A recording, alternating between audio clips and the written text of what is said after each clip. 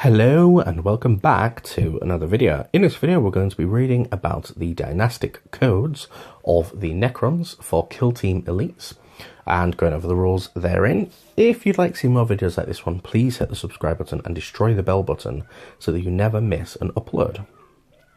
So we'll get straight onto it. The sub-factions for models with a Necron's faction keyword are called Dynasties, and their sub-faction abilities are called dynastic codes. If your kill team is Battleforged and all models in your kill team are drawn from the same dynasty, models in your kill team gain the dynastic code described below, and you can use that Dynasties tactics. Cool. And it says dynastic agents. So Triarch Praetorians cannot be drawn from a dynasty, but can be included in Necron's kill team without preventing other models in the kill team from gaining dynastic code. Note, however, that Triarch Praetorians can never themselves benefit from dynastic codes. I wasn't aware of that. I don't know if that's a rule within the main 40k rulebook, but effectively this mirrors the Kroot, the Cult, Chaos Cultist, and the Grot tactics for Orcs and the respective kill teams. Let's move straight onto it. The Sao Tech, Relentless Advance. Nothing can halt the inexorable, good gosh, march of the Sao Tech. These disdainful conquerors will stop at nothing to retake their ancient domain, obliterating any who dare defy them in the storm of death and destruction. Models in your kill team, this is the rules by the way, can shoot ranged weapons as if they were assault weapons in a shooting phase of a battle round in which they advanced. Rapid fire 1 weapon would be treated as if it were an assault 1 weapon. So this is slightly worse than the Tau 1 and some of the other ones in that you do still suffer the -1 to hit. So as far as I'm aware with the Necron warriors, do you hit on a 4+? Or is it a 3+? They've got a 4-up save and a 3-up hit. Yeah, so you'd be hitting 50. You hit like a guardsman, to be honest. Even if you advanced and your other guys, basically your immortals, are going to be hitting on 4s when they move as well. So it's worse than the other ones, but I have a feeling it's because these guys are a bit more tough than a fire warrior, and they're in. Mephrit Solar Fury.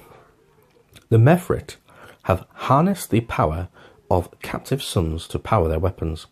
This raging solar energy can sear through even the thickest armour with ease. If a model in your kill team targets an enemy model within range and is not at long range, making a shooting attack, improve the armour penetration of that weapon's attack by 1, i.e. a armour penetration of 0 becomes -1, and an armour penetration of -1 becomes -2. That's really good. It basically makes everyone's weapons better, and there's nothing wrong at all with that. Obviously, people you're not going to be wanting to go against is anyone who ignores the -1s. I think there is some of them. I can't remember who it is. Gosh. Let me just pause the video, because I think it might be... I might have a quick flick through and see if I can find out who it is who ignores. So... when I've had a quick glance through it, the first one that came to my eye was the Rusted Claw from the Gene Stealer cults, but that only works on the -1, which is still good. Their rule is still a good rule, but it does mean that if you've got a -1 already, you're going to eat through that, and it's not going to ignore yours, which I think the majority of at least any Gauze weapons, or Gauss if you want to be a bit silly. I prefer to call it Gauze, even if it is wrong. We can have a big argument in the comments down below. I don't mind. Say it how you want to say it in that regard. Yeah, so so it is a good rule. It's not really passive. It's quite an aggressive rule, so it does mean you're more effective. That is entirely good. Most armies don't have the ignore -1, but it is a really good one. 1 second. Yeah, so now we'll move on to the Novokh, Awakened by Murder. The crimson hosts of the Novokh remember well the sacred rites of blooding performed by their warriors in ancient times. The dynasty's proud martial heritage awakens a spark of violent pride within its legions, lending power and ferocity to their attacks. Just as a quick point, It says the Crimson Hosts and the Rites of Blooding. I believe the Crimson Fists have a similar rite where they have to kill a creature, and that's how they gain their Crimson Fist, basically. I might be wrong, but I do see a lot of... you could argue it's lazy writing. They're just stealing one from the other and just doing it in a more Necron-y way or Space Marine-y way, whichever. Anyway, let's move on.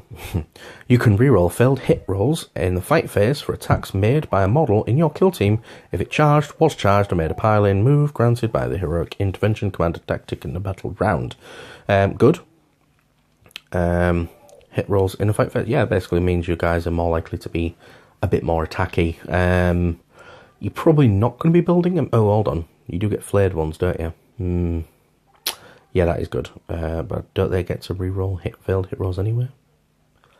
Yeah, I suppose though, if you want to build a more fluffy, fighty Necron kill team, you can do that. It gives you a bit more flexibility. I wouldn't say it's the best one, but it's okay. It's very, very okay-ish.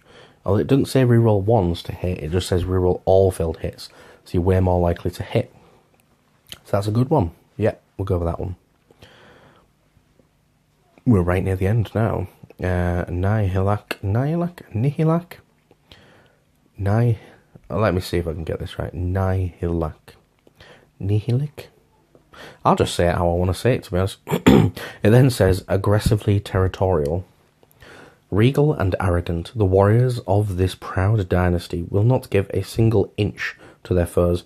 They stand their ground defiantly, unleashing a formidably accurate hail of fire that cleanses the stain of the lesser races from their rightful land. It says, reroll unmodified hit rolls of 1 in the shooting phase for models in your kill team if they have not moved this battle round.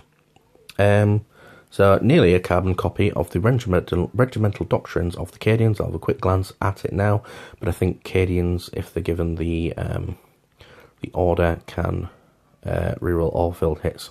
So the Cadians are slightly more accurate, but in that respect, but only. But obviously,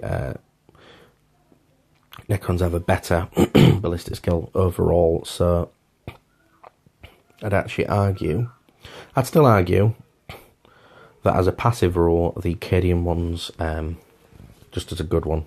I think the Cadian's better in that respect, but you decide in the comments down below. Obviously, if you're watching a Necron video, you're going to be biased towards Necron, just as I'm probably more biased to be more towards the Cadians and the Imperial Guard. So I'm a bit of a treadhead and guardsman. Yeah. So, the next one along, we're rushing through these, really rushing through these. I might have to have a little quick analysis at the end and decide which one I think is possibly the best one and how to play them. The Nephrekh.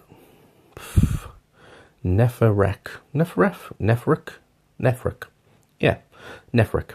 The translocation beams. The bodies of the Nephrekh are crafted from metagold. This rare and wondrous alloy allows them to transform into beams of pure light in order to teleport across open ground and even phase through solid matter. If a model in your kill team advances, you can reroll the d6 to determine the increase to that model's move characteristic. In addition, if a model in your kill team advances, it can move across models and terrain as if it were not there. So, does that mean that you can move and basically jump up on top of buildings? Across models and terrain as if it were not there? I think so. I think that's what it means. It's not like the fly special. It's a lot like the fly special rule. But I would believe that you'd have to land or end up on a place where you could actually make it to. But it could be really cool, so you could just jump through building walls and, yeah. Hold on. If a model in your kill team advances, okay, so you wouldn't use this to attack, right? To charge, you'd use this to just move around the board, but you could escape a possible attack. If someone's running you down, you could just jump through a wall, and advance through a wall, so you could probably move at least somewhere in the region of maybe 9 to 12 inches with your reroll, and just jump through a wall and really annoy and aggravate people. So this is actually quite a cool little rule.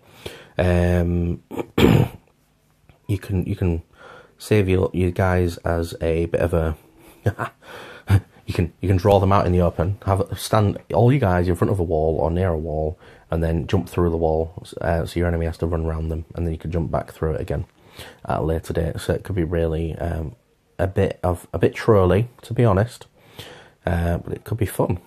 So which one is the best one? Good question. So obviously, if you want to be fast, go for the Szarekhan, but you're still going to be -1, like anyone. But it's a good little rule. It's okay. It's okay. The Solar Fury is possibly one of the best ones, because it means you're going to be, most of you guys are going to have -2, and making Space Marines have a Guardsman save, which will make them cry, which is always a good result. Novokh, that one is the fighting one. That's good. I don't know which one I prefer. I'm probably leaning towards the Nihilakh, for the rerolls of 1. Nah, I'm thinking Novokh. Nope. I will decide.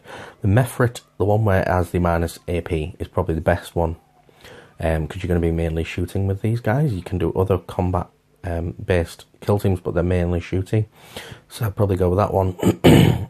But the Nephrekh is good for fast ones actually as well. Speed, go for the Nephrekh, the ones where you can advance through things that can really annoy your foe. But otherwise, it's the AP one. Sounds like I'm really indecisive, but I'm going with the extra -1 to your arm penetration. Just makes all you guys a little bit more powerful, which is never a bad thing, regardless of which guys you take, as long as it's a shooty one. We're going to end the video there. I think it's probably going to be quite a short one, relatively short from the other ones, 12 minutes and a bit, and some change. So, like anything, comments down below if I'm wrong. If it is like the 40k Codex, put it in the comments down below and I'll know. Anything you've got to add for other people as well, put it in the comments. Always good to hear. As ever, subscribe if you haven't already. And what I'll say now is I'll just say goodbye. Thanks for watching, and see you again next time. Goodbye.